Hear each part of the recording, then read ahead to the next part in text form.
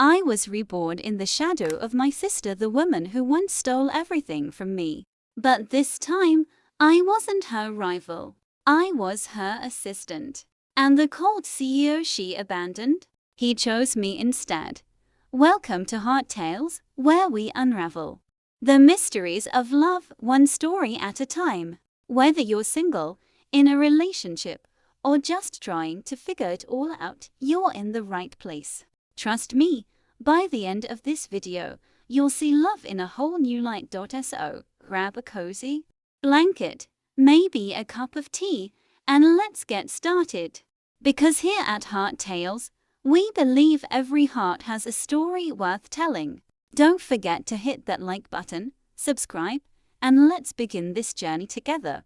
I used to live in my sister's shadow.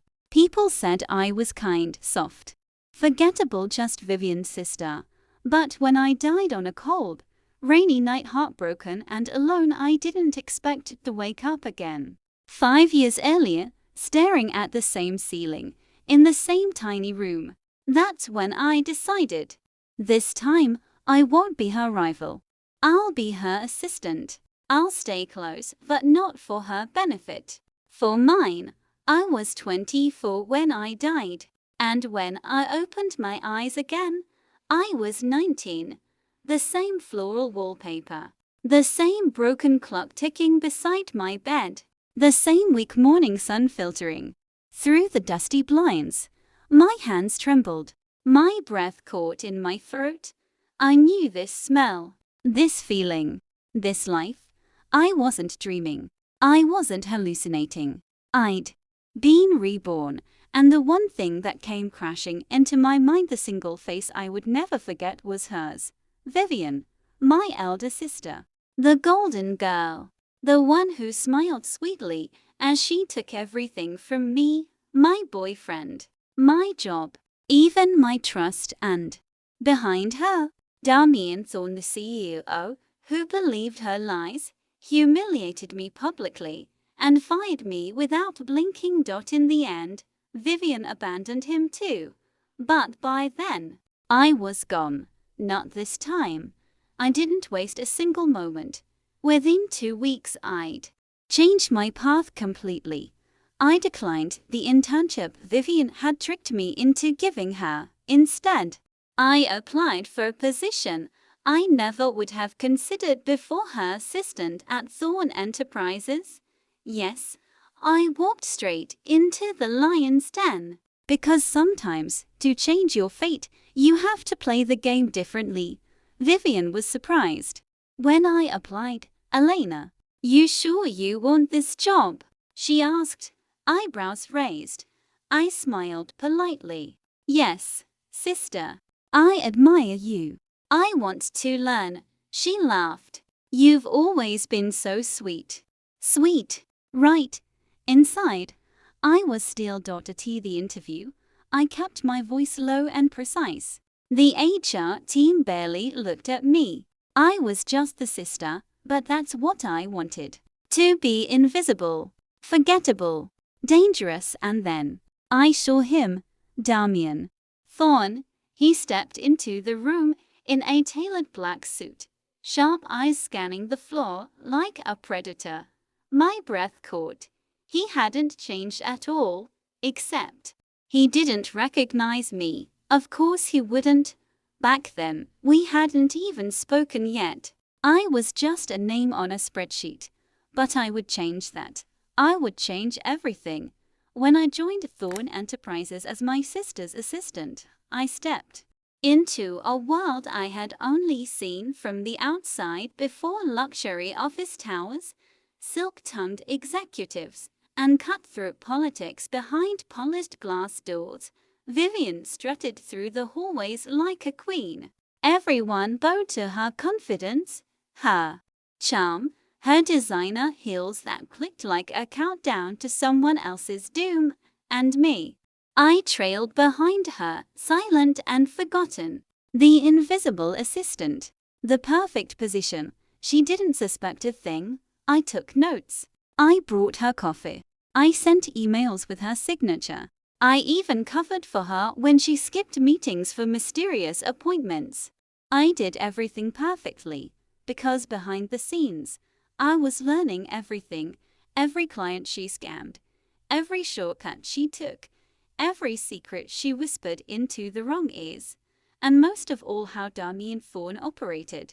He was rarely seen. When he did appear, the room changed. People straightened their spines. Phones stopped ringing.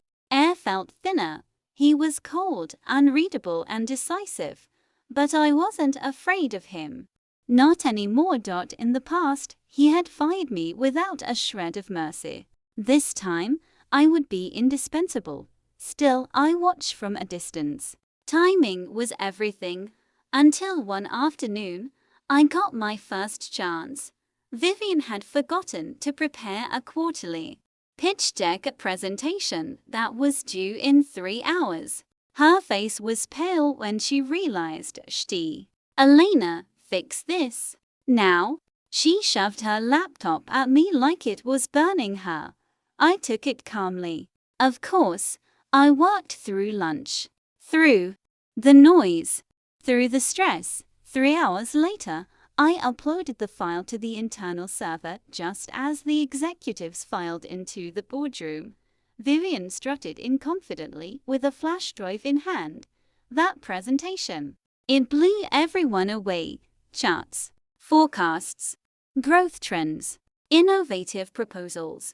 Damien, for the first time, looked intrigued. He leaned back, dark brows raised. Impressive. Very different from your usual submissions, Miss Vivian. Vivian blinked. Oh, I took a new approach. I sat in the back of the room, eyes down.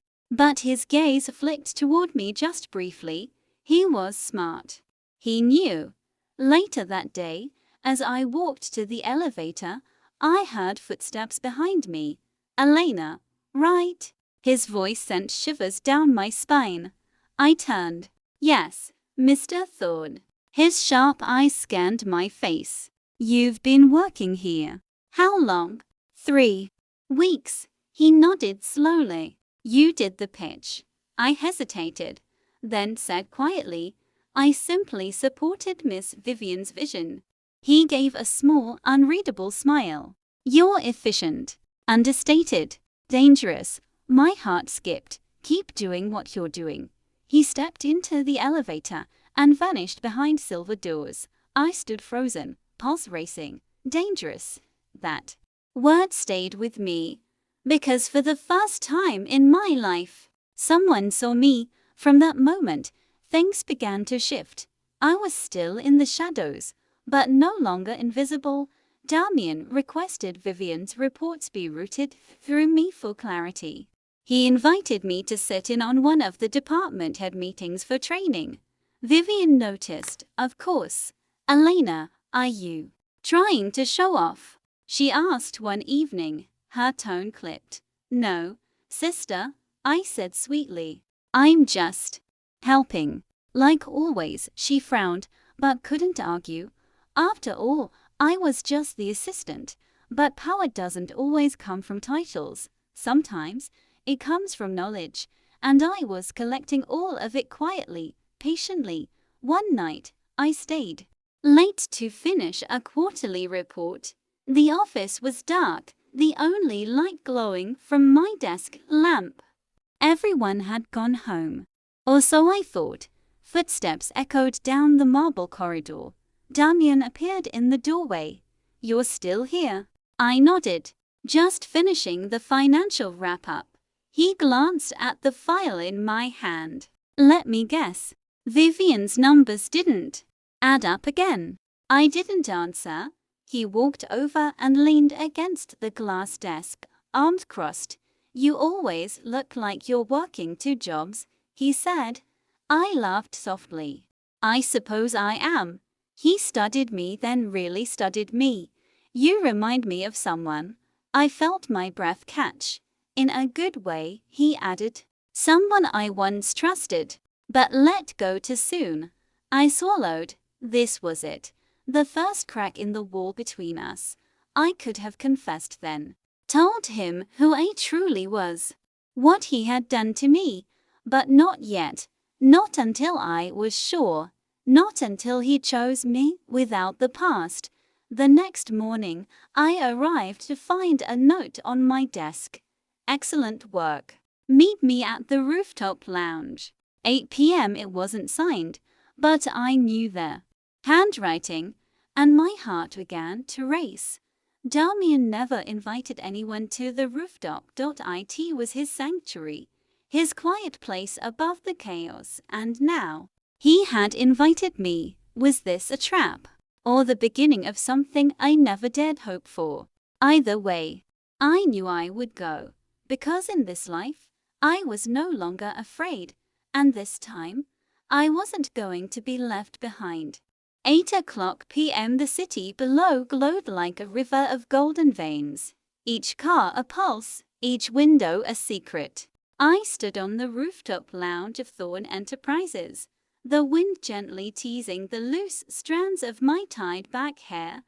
I had never been up here before in my previous life. Only top executives had access. Even Vivian had only bragged about it once, how Damian used it as his thinking place, a space no one dared to disturb, and now I had been invited. My heels tapped against the wooden deck as I stepped closer to the edge. The view was dizzying, breathtaking. I heard the sliding door open behind me. Damian's presence was unmistakable, like a shift in air pressure or the sudden stillness before thunder. He walked toward me, sleeves rolled up, no tie tonight. His guard was down, and it made him look real. I turned to face him. Beautiful view. He stopped beside me. It is, but it's deceptive. I raised a brow. Deceptive. He gestured toward the lights. Down there, everything looks perfect, like everyone knows where they're going. But up here, you see how small it all really is. How easy it is to get lost. He turned to look at me. You don't seem lost, Elena, but you do seem like you're hiding. The air stilled. I felt my throat tighten. I wasn't ready, not yet. So I deflected. We're all hiding something, Mr. Thorne. Some of us just hide it better. He smirked, but his eyes were serious. You know what's ironic? He asked, leaning slightly against the railing. The people who act the most invisible, they're often the ones holding everything together. I glanced at him. Are you saying I'm holding everything together? I'm saying, I see you. That did something to me. Something I wasn't prepared for. Because in my last life, I'd screamed for anyone to see me, to recognize me as more than Vivian's sister, more than the girl who was used, discarded, forgotten, and now, the man who had once looked through me was looking right at me. He handed me a glass of wine. To quiet power, he said, raising his own. I clinked his glass lightly. And silent revenge, I added playfully. He chuckled. You're sharper than you let on.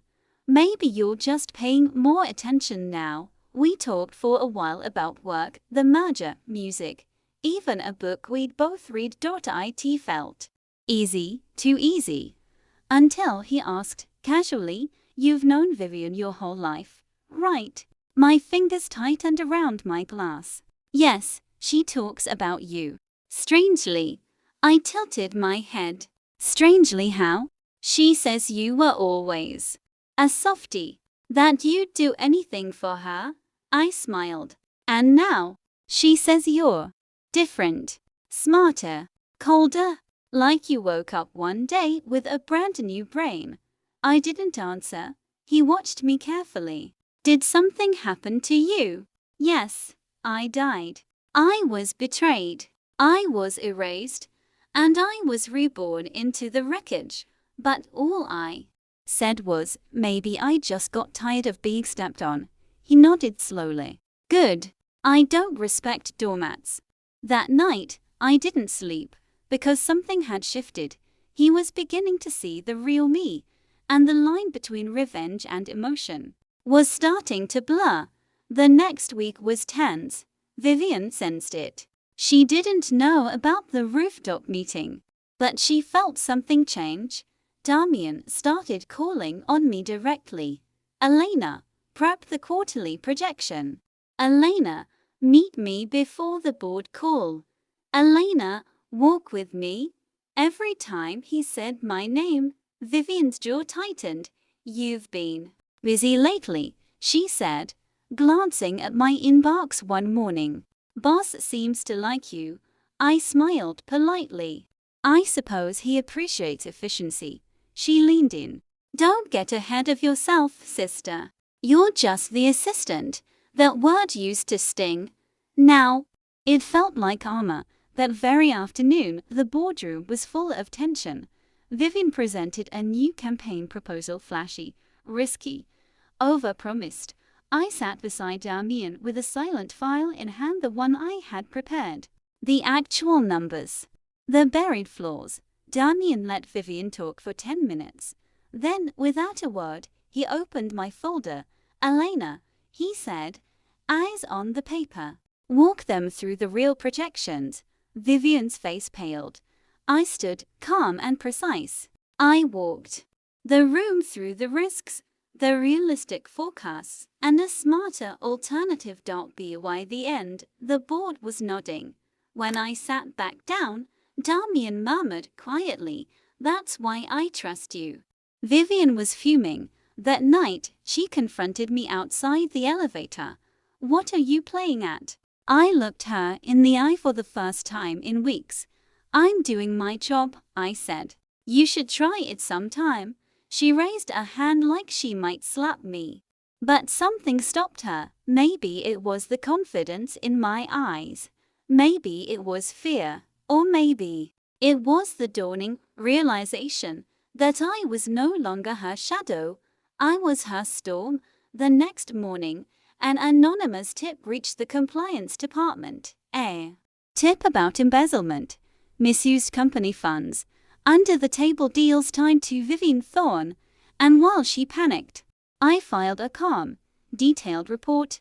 All facts, all evidence, all from the assistant. No one ever noticed.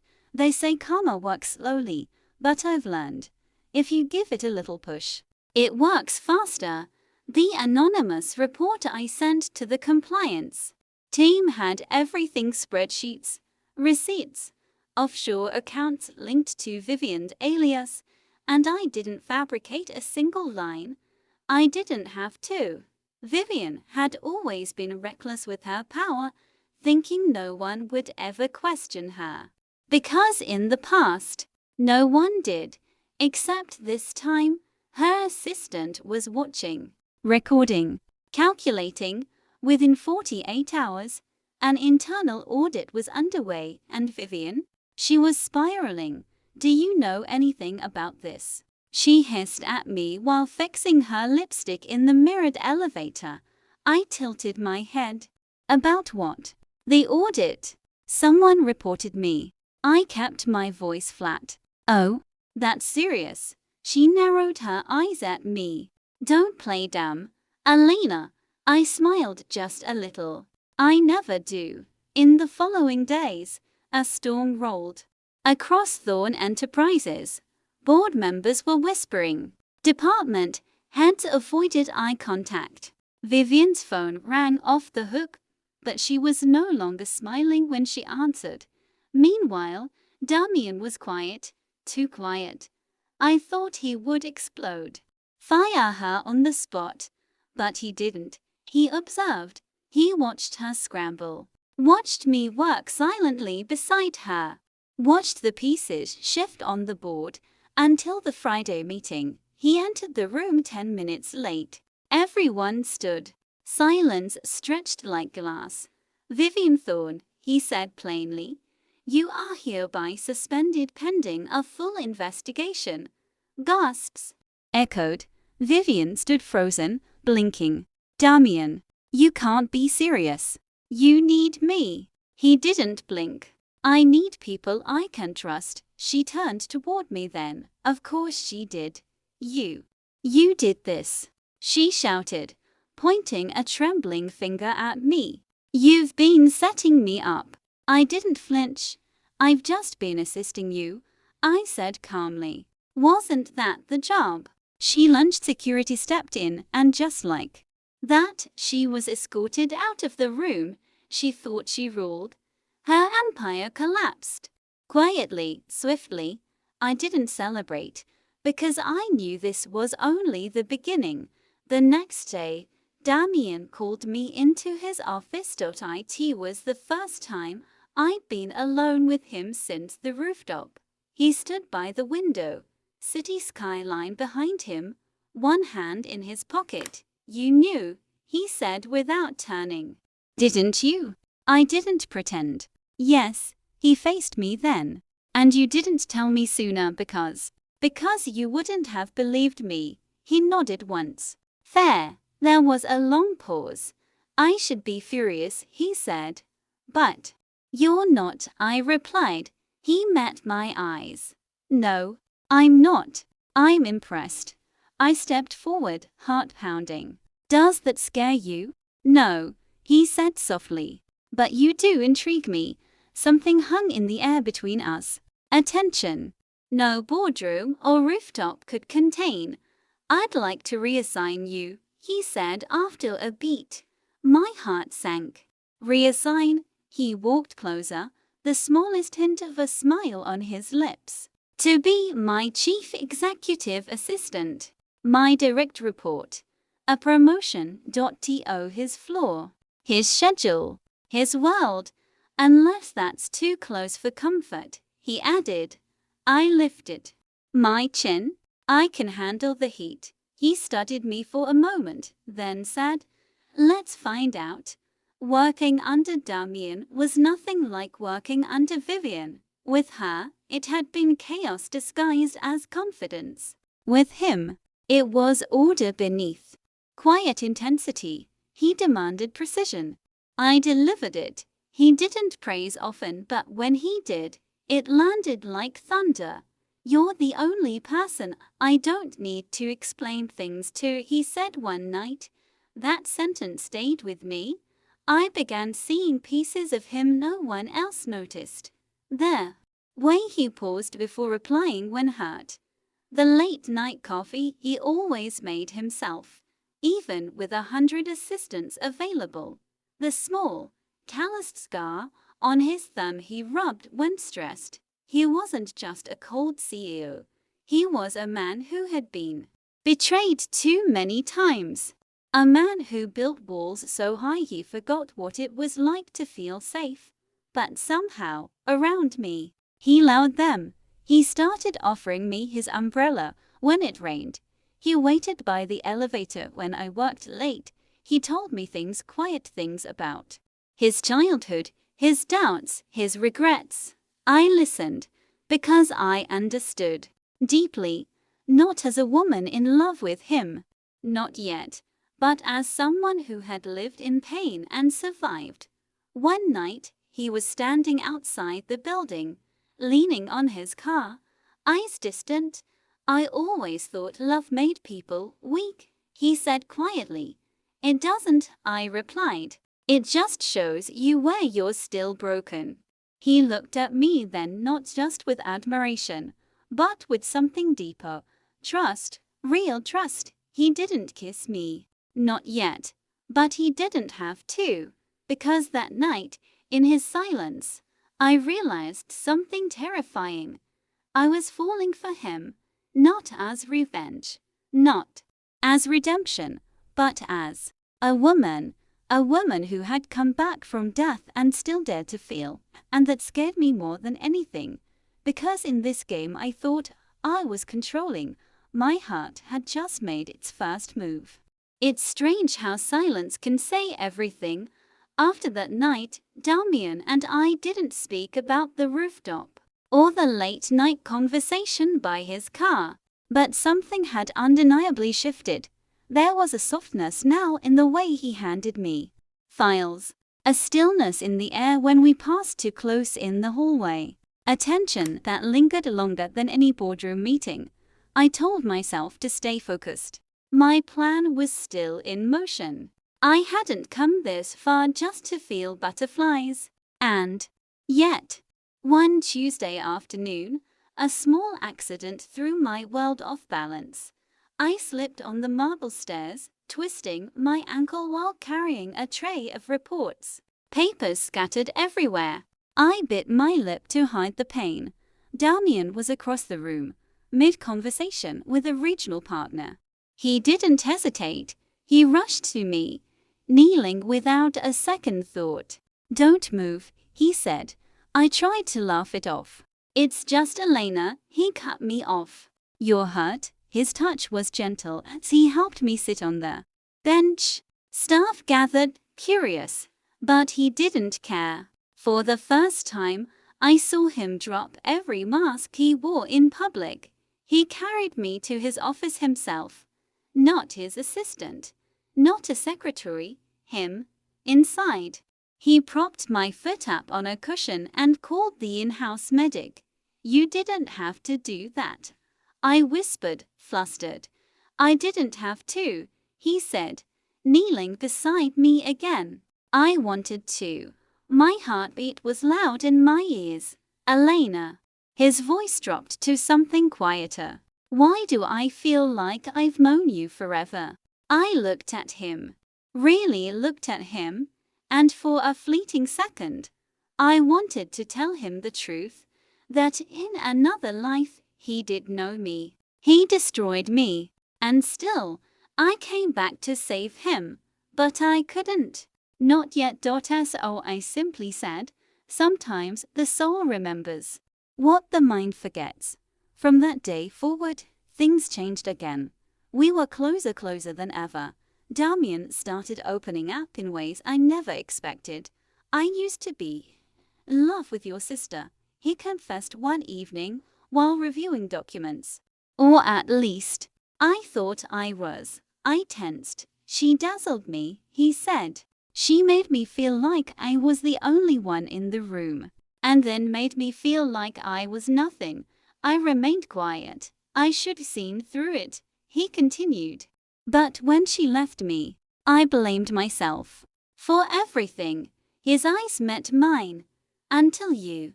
There it was, a truth I wasn't ready for, and yet had longed for.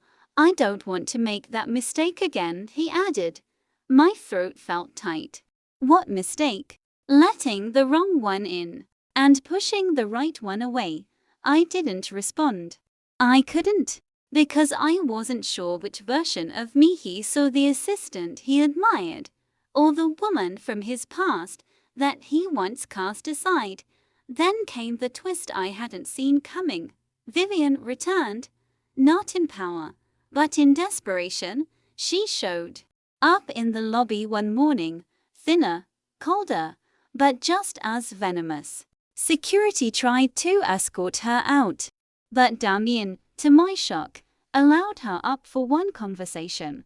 I sat outside his door, listening. "I had to know. I made mistakes," she said. Damien's voice was razor sharp.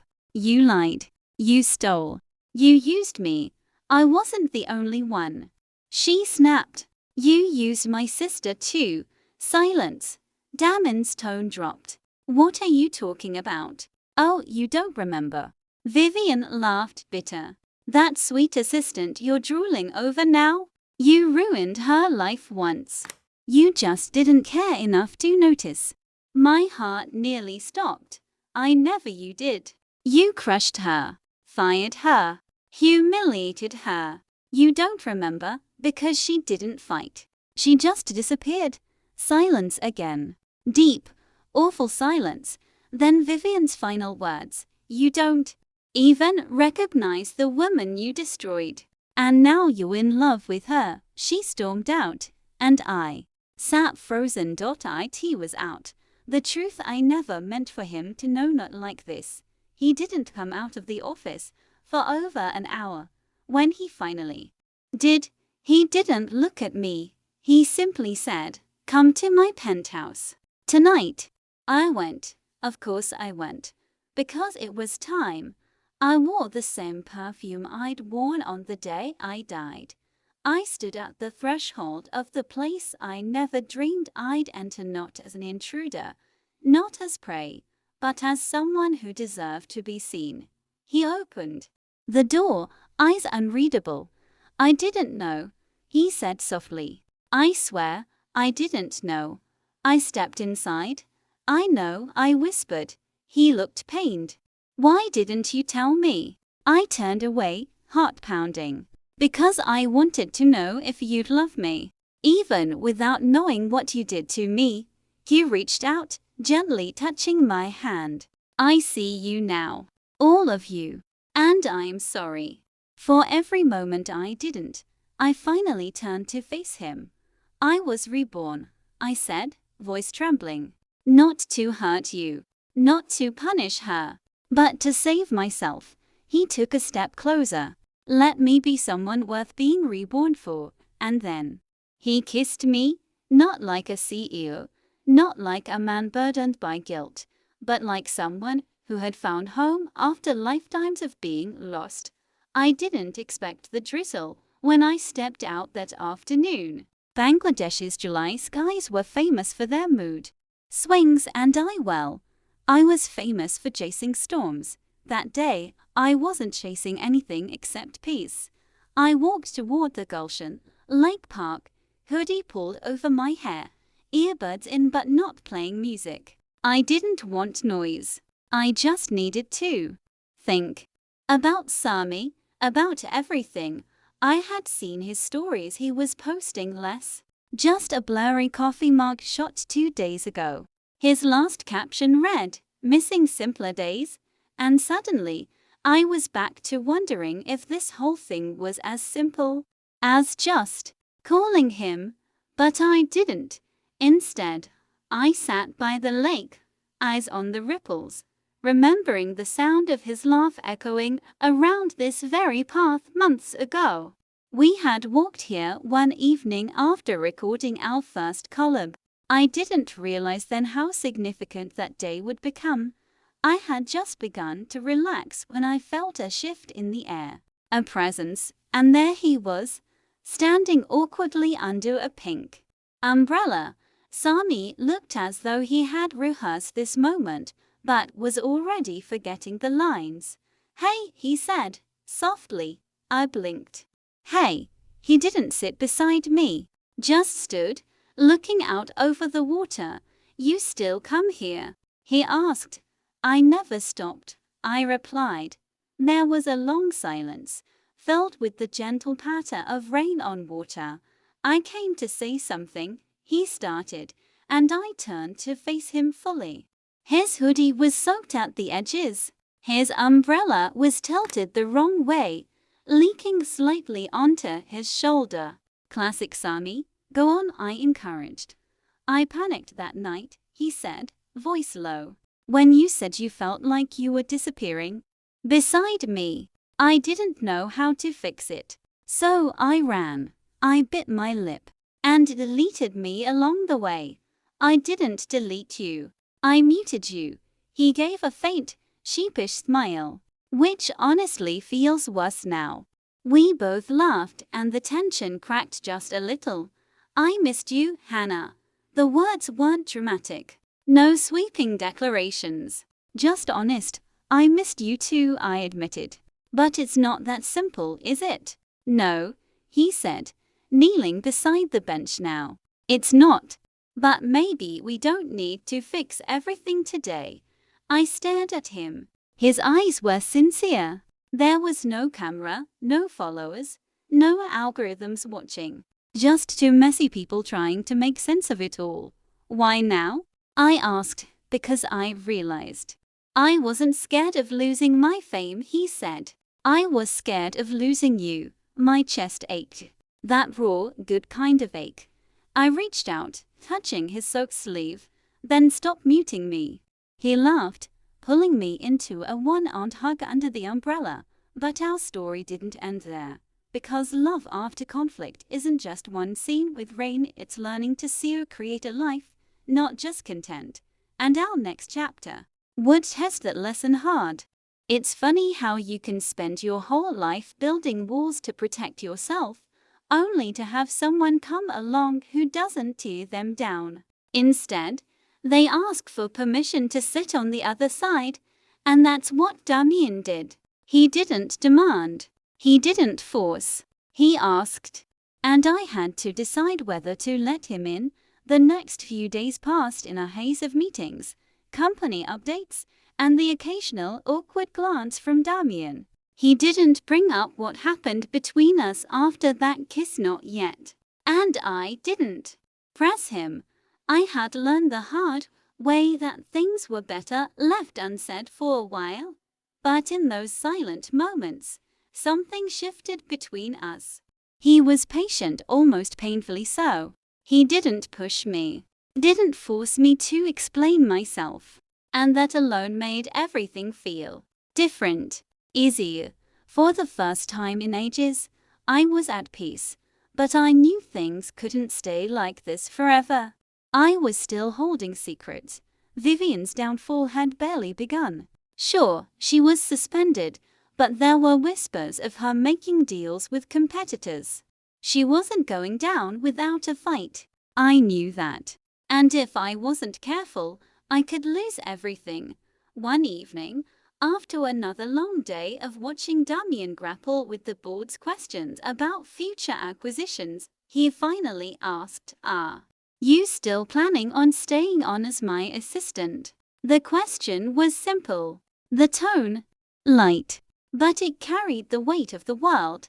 I met his eyes, wondering if this was the moment everything would change. "I don't know," I said, my voice steady but uncertain.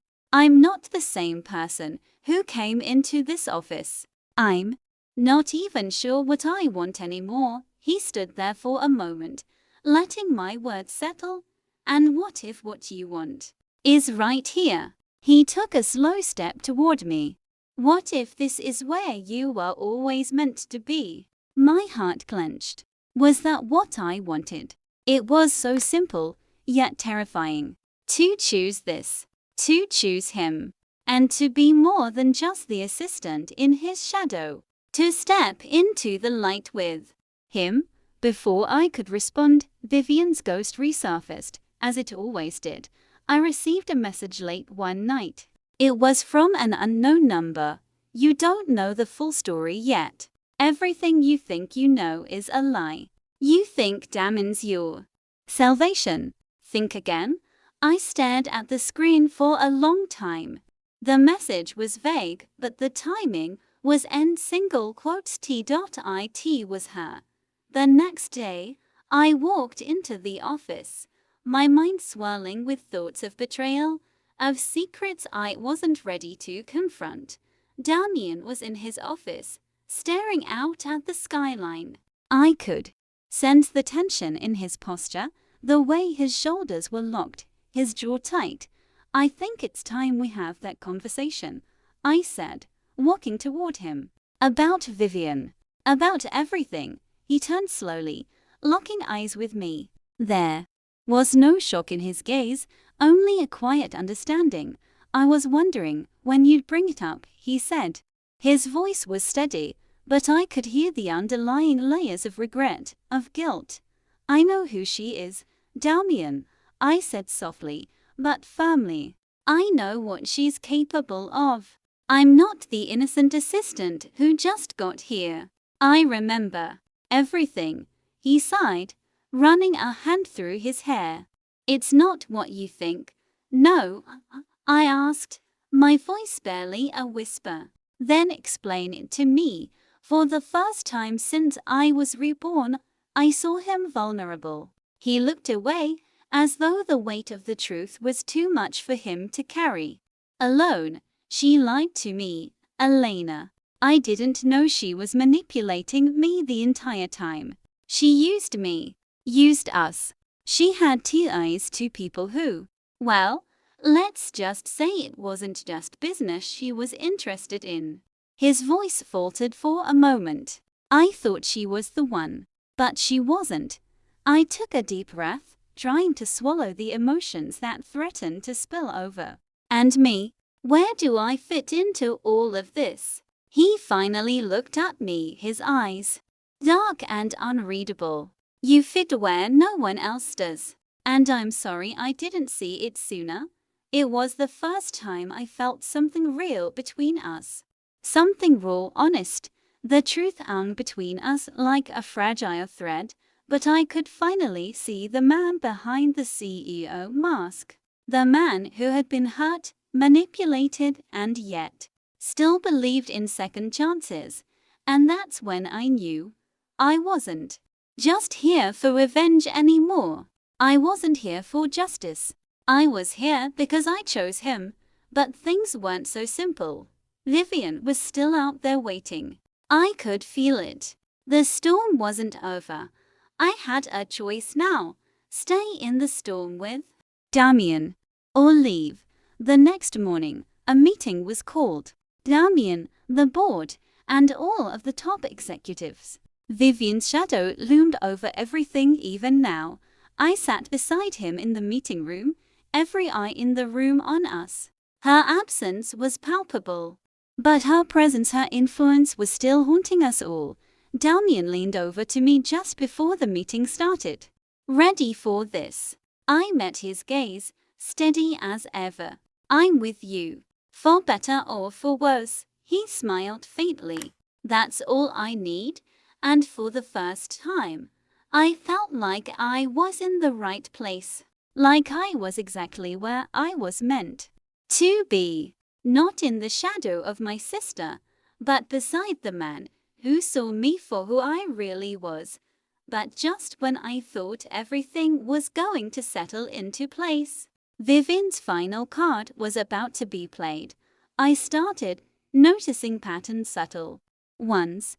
Alex had grown distant, but not in the usual work is stressful way. It was in the something is pulling me away from you way. I knew that kind of silence. I had lived it. One night, while brushing my teeth, I saw a notification flash on his phone. A name I didn't recognize. Kendra. My heart tightened. I didn't snoop. I didn't need to. The next morning, I confronted him gently. I asked who she was. He blinked in surprise, and then the lies started slipping slow and sure, clumsy.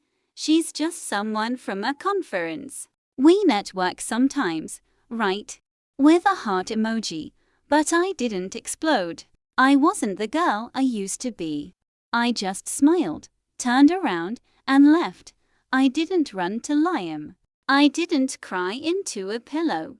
Instead, I spent the day walking through the city, letting memories lead me. The bookstore where Liam and I spent hours debating plots, the park where we danced to street violinists. I sat alone in that CAF again, ordering two cappuccinos, just like before, remembering everything I once buried. That night, Liam texted me. I saw Alex today. With her. I wasn't going to say anything, but you deserve to know. I stared at the message, my thumb trembling over the keyboard. For the first time in a long time, I allowed myself to feel it all: anger, betrayal, regret, hope. I typed, I think I always knew. I just didn't want to believe it. He replied instantly. You didn't deserve any of this.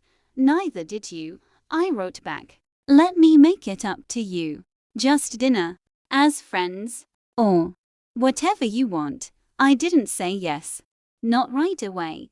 Instead, I looked in the mirror that night and asked myself the question I had avoided for years. What do you really want, Mara? Not what you're supposed to want. Not what looks good on Instagram. Not what keeps the family happy or the neighbors impressed, but you. And the answer came gently, but clearly. I wanted peace. I wanted truth. And maybe, just maybe, I wanted Liam. Not the Liam from the past, but the one who grew, who hurt, who waited, and the woman I had become. She might finally be ready to meet him as an equal, but first, I had to close the chapter with Alex. Not in a dramatic way. No shouting, no tears. Just the truth. So the next day, I handed him his ring back and said, I think we both know this isn't working. And maybe it never really did. He didn't fight it. He just nodded, eyes hollow. Perhaps he knew it too. I walked out of that apartment lighter than I had felt in years, free.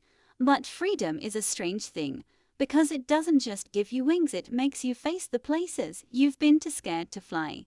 The evening air was cool, heavy with the scent of rain-soaked pavement and jasmine blooming along the sidewalks. I stood in front of the quiet little Italian place Liam had suggested, our old favorite from what felt like a lifetime ago.